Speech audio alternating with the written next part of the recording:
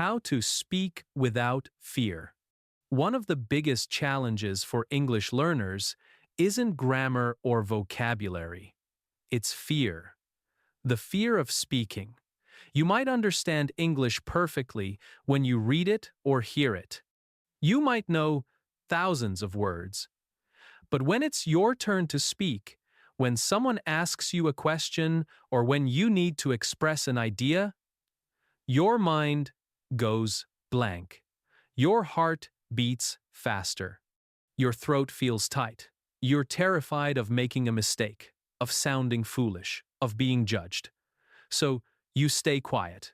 You let the opportunity pass. And afterward, you feel frustrated with yourself because you knew what you wanted to say, you just couldn't say it. If this sounds familiar, you're not alone. Fear of speaking is one of the most common struggles language learners face.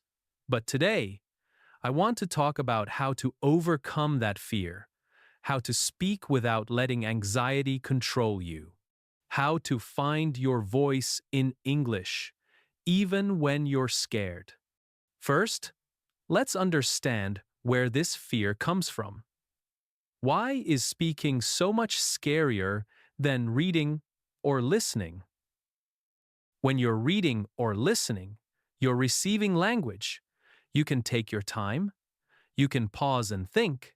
You can look things up if you need to. Nobody is watching you or judging you. But when you're speaking, you're producing language in real time. You have to think quickly. You have to choose words, arrange them into sentences, pronounce them correctly, all while someone is waiting for you to finish. And unlike writing, where you can edit before anyone sees it, speaking happens immediately.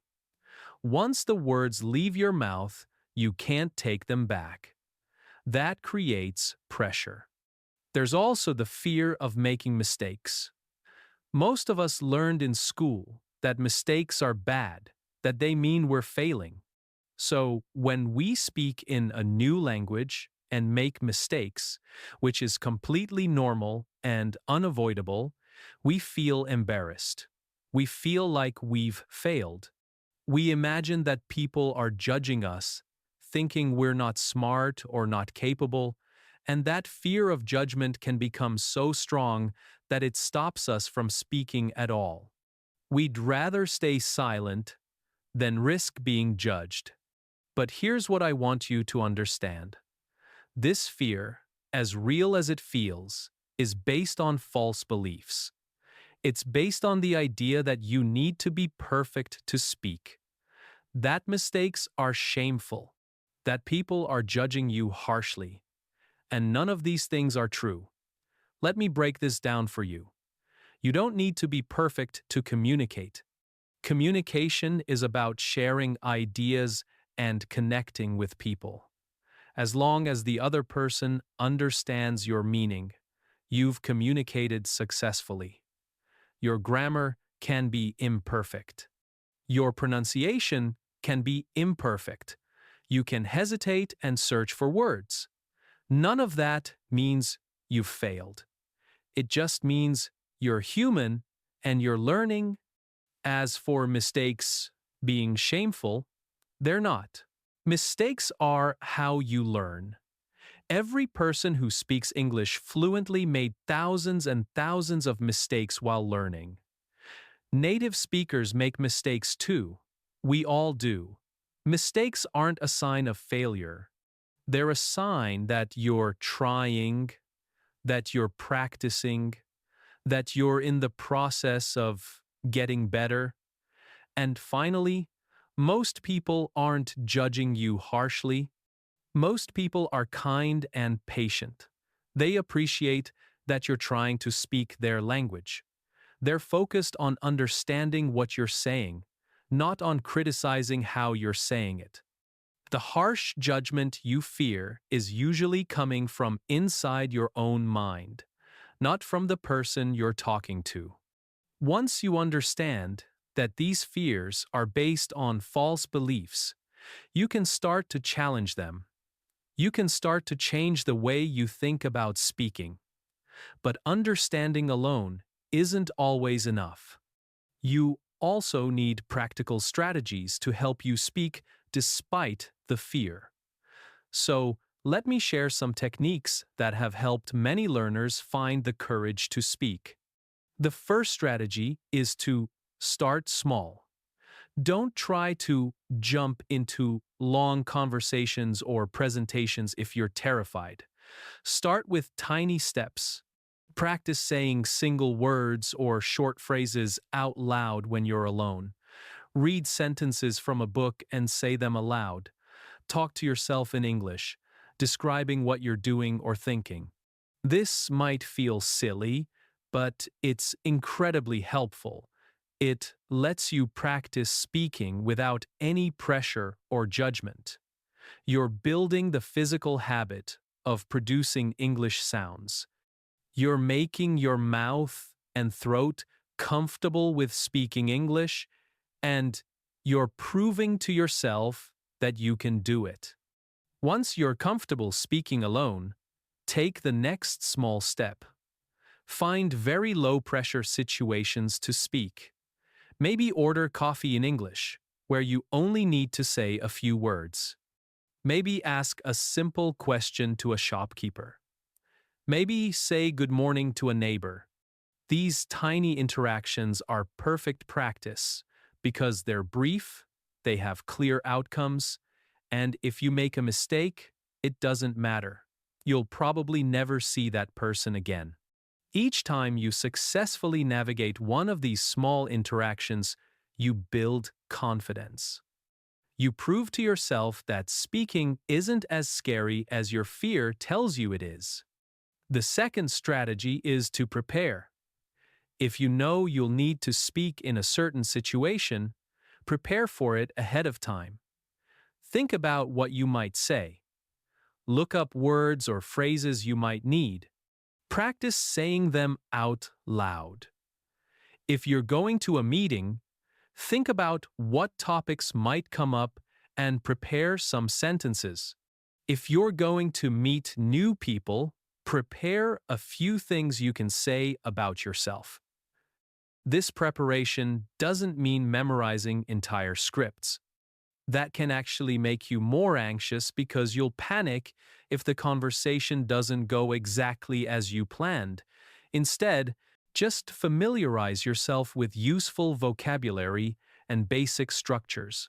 That way, when you need to speak, your mind has some material to work with. The third strategy is to slow down. When people are nervous, they often try to speak quickly, rushing through their words as if they want to get it over with. But speaking fast when you're nervous usually makes things worse. You're more likely to make mistakes. You're more likely to forget words. You're more likely to be misunderstood. Instead, give yourself permission to speak slowly. Take your time. Pause when you need to think. It's okay to take a breath between sentences. It's okay to say, "Let me think for a moment." Native speakers do this all the time. Speaking slowly doesn't make you sound less intelligent. It actually makes you easier to understand. And it gives you more control, which reduces anxiety. The fourth strategy is to focus on the message, not the performance. When you're about to speak, your focus is probably on yourself. You're thinking about how you sound, whether you're making mistakes, what the other person thinks of you. This self-focus increases anxiety. Instead, try to shift your focus to what you're trying to communicate. Think about the idea you want to share. Think about the person you're talking to and what they need to understand. When you focus on the message rather than on yourself, speaking becomes less about performance and more about connection, and that takes away some of the pressure. The fifth strategy is to embrace imperfection. Before you speak, tell yourself, "I'm going to make mistakes," and that's okay. Say it out loud if you need to. Give yourself explicit permission to be imperfect. This might seem counterintuitive. Won't expecting mistakes make you more nervous? Actually, no. When you accept that mistakes will happen, you stop fighting against them. You stop putting all your energy into trying to be perfect, which is exhausting and impossible. Instead, you can put your energy into communicating. And paradoxically, when you stop being so afraid of mistakes, you often make fewer of them because you're more relaxed. Let me tell you about a student I once had. Her name was Yuki. Yuki understood English very well. She could read English books and understand English movies. But she was terrified to speak. In class, when I called on her, her face would turn red. Her voice would shake. Sometimes she would start to say something and then just stop, too anxious to continue. I could see how frustrated she was with herself. She knew what she wanted to say, but the fear was blocking her. One day, after class, I talked to Yuki about her fear. She told me she was afraid people would laugh at her accent, that they would think her English was terrible. I asked her, "Has anyone ever actually laughed at you when you spoke English?" She thought about it and said, "No," I said. "So, this fear is about something that hasn't happened and probably won't happen. You're suffering from an imaginary problem." That observation surprised her. She realized she'd been letting fear of a made-up scenario control her. We made a plan together. Yuki would practice speaking a little bit every day in low-pressure situations. She would also challenge her fearful thoughts whenever they came up. When she thought, "People will laugh at me," she would remind herself, "That's not based on reality. Most people are kind." We also agreed that in class she would try to speak at least once every session, even if it was just a short answer, even if her voice shook, even if she made mistakes. The goal wasn't to speak perfectly. The goal was just to speak. It was hard for Yuki at first. She would speak in class and immediately feel like she'd done it wrong. But I would thank her for contributing and move on, treating her answer the same way I treated everyone else's. Slowly, she started to realize that nothing bad happened when she spoke. People didn't laugh. They didn't think she was stupid. They just listened to what she had to say and responded. Over time, speaking became less frightening. Her voice stopped shaking as much. She started volunteering answers without being called on. By the end of the course, Yuki was participating actively in discussions. She still wasn't perfect. She still made mistakes, but she was speaking. She had found her voice. What made the difference for Yuki? She stopped waiting to feel confident before she spoke. She realized that confidence doesn't come before action. It comes after. You don't become confident and then speak. You speak and then, because you survived the experience, you become a little more confident, and you speak again, and you become a little more confident. The confidence builds gradually through repeated experiences of speaking and realizing it's okay. This is crucial to understand. You will probably never feel completely ready to speak. You will probably always have some nervousness, especially in challenging situations. That's normal. Even native speakers feel nervous when they have to speak in front of groups or in important situations. The goal isn't to eliminate fear completely. The goal is to speak despite the fear, to not let the fear stop you. Here's another helpful perspective. Think about someone speaking your native language as a learner. Imagine a foreigner trying to speak your language. They have an accent. They make grammar mistakes. They pause to search for words. Do you think they're stupid? Do you laugh at them? Or do you feel respect for them because they're trying? Do you want to help them? Do you focus on understanding their message rather than judging their mistakes? Most kind people respond with patience and encouragement. And that's probably how people will respond to you when you speak English. They'll appreciate your effort. They'll want to understand you. They'll be on your side. One more practical tip. Find a speaking partner or join a conversation group. Practicing with other learners can be less intimidating than speaking with native speakers. Other learners understand what it's like. They're not going to judge you because they're in the same boat. You can make mistakes together, laugh about them together, and help each other improve. Many cities have language exchange groups where people meet to practice speaking. There are also online platforms where you can find conversation partners.